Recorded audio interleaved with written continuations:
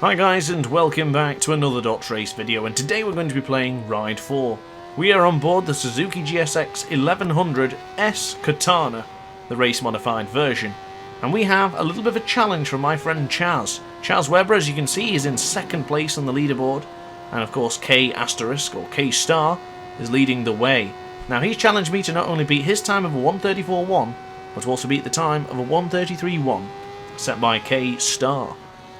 So the plan is simple: as many laps as we need here in Phillip Island on board the Suzuki GSX1100S, the Katana, and see if we can beat not only Chaz's time, but the top spot. Now I'm pretty confident that I can do this because the last time I used this bike and that lap time that was set was simply from the video I did when we got the DLC pack. Don't remember when that came out, but it was the bonus DLC that was free. I think it was the very first one we got for free actually. And that was a couple of months ago perhaps. So I hate to break it to you, Chaz, I only did 1 or 2 laps on that, and that was it. It was just for the video.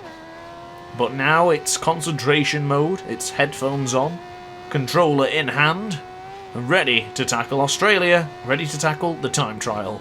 So up into Lukey heights of the very first time of asking. I can't tell you how much I love this track, and I can't tell you how much I love this corner. And I think turn 9 and turn 10 is where a lot of time can be gained and lost when fighting for the time trials. But I'm going to try and explain to you what I can do and what I do to try and make my lap time a little bit easier in Phillip Island.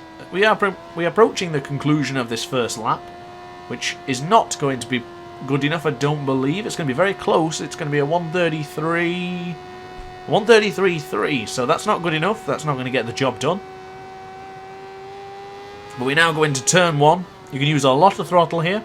Didn't actually use as much as I usually do on this particular corner, but you will see a change towards the end. Southern loop. Run it a little bit wide if you have to. Make sure you're aiming for the apex to then fire it towards the next apex, towards the next rumble strip. As you can see already, we're up by a 1/10.5, which would potentially be good enough to beat Chaz's time, but it's not good enough for the record, not yet. And now braking into turn 4 for Honda, using a lot of rear brake there. Now if you recall back to my braking guide video, I said use the rear brake very sporadically, very gently, and only if you really feel the need to slow down. Now, since the dreaded word is going to come up again, but since the update, yes, I know, boo, you can use the rear brake as much as you want. Doesn't really seem to hurt the bike too much anymore, which is, yeah, well, it's a good thing, it's a bad thing, you know. I don't know what side of the fence you're on, but the rear brake can be abused compared to what it used to be. So bear that in mind when you are braking for the tighter corners such as Honda, and of course for turn 10. So this will conclude our second lap. It doesn't look like it's going to be world record pace, but it does look like it's going to be enough to beat Chaz's time. We will soon find out as we cross the line any moment now. It's going to be a 1:33.17. So that is not quite enough. We really need to up our game here. So going into the Doohan corner, as you can see, a lot of acceleration. Running a little bit wide here to then flick it left as you see the approach of the apex. Try and hug towards the rumble strip. Try and hug towards that apex if you can. Line it up for the next rumble strip. You're already 2,000 of a second up. Not enough, but we'll save time for the rest of it. Same for Stoner corner. Really hug the apex. Really hug that rumble strip. Rear brake if you have to into turn 4.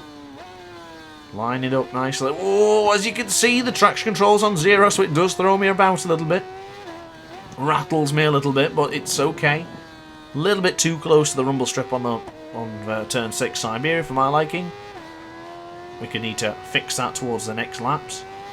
Hugging it right for turn 8. On the rumble strip there again, probably losing a little bit of time. I would not advise riding the rumble strips if you can avoid it. Now for turn 9, Lukey heights. Of course, try and keep it relatively to the left, but not too far. And as you can see, I went too wide just before that corner, and then tried to hug it back in, and it was too late. So therefore, turn 10 has not worked out for us.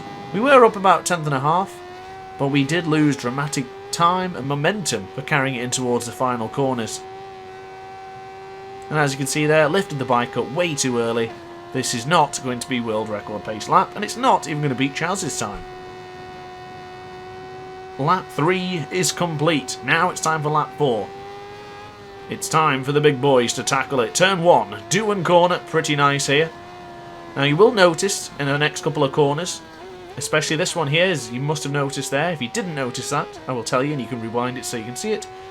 Downshifting. Manual downshifting is huge for slowing the bike down. You will see it there, you will see it for turn 4 Honda, and you will see it for Siberia and turn 10 on this track. As you can see, a lot of rear brakes, sliding the rear in, downshifting as much as we can, rocket it out, hit the rumble strip, stay right for the next rumble strip, not necessarily on it if you have to, but do it where you need to. Actually over downshift there as well, which was a mistake, didn't mean to click it down that many times, but as you can see, incorporating a bit of downshifting, keeping the bike exactly where we want to be on the track, saved us 0.4 of a second already.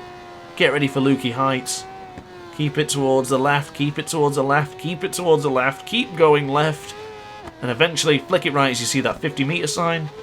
Use a lot of rear brake if you have to, downshift if you must. I would actually say downshift as much as you can. Downshifted again there by mistake, but it's still a pretty good lap. Hug right, stay right until you see the apex, fire it across now to turn 12, keep it there, fire it out, projectile towards the rumble strip but not on it, and a fire towards the Phillip Island finish line. And that is going to be a 1:32.569. So ladies and gentlemen, I have beaten the challenger and I've beaten the top score. As you can see, a 1:32.569. Quite clearly there is all the breakdown of all the lap times. Funnily enough, I actually lost a bit of time on sector 4. I know exactly where I lost that, but still a pretty good lap. And this now leads me to the next thing. Challenge time. So Chaz very, very interestingly gave me this challenge, and I really appreciate you doing that for me because I had a ton of fun. Always down for a challenge. So my question is for you guys now. I'm looking at you. The challenge is set. Guys, I want you to all compete for the 1:32.569. If you can beat this time, and you have proof by sending it to me on Instagram or Twitter, or if you have me on Steam, drop me a picture, drop me your lap times, and let's see who can win this challenge. So guys, as always, thank you very much for watching. I hope you've enjoyed the video. Please like, comment, subscribe if you did. And I will see you next time. Ciao for now.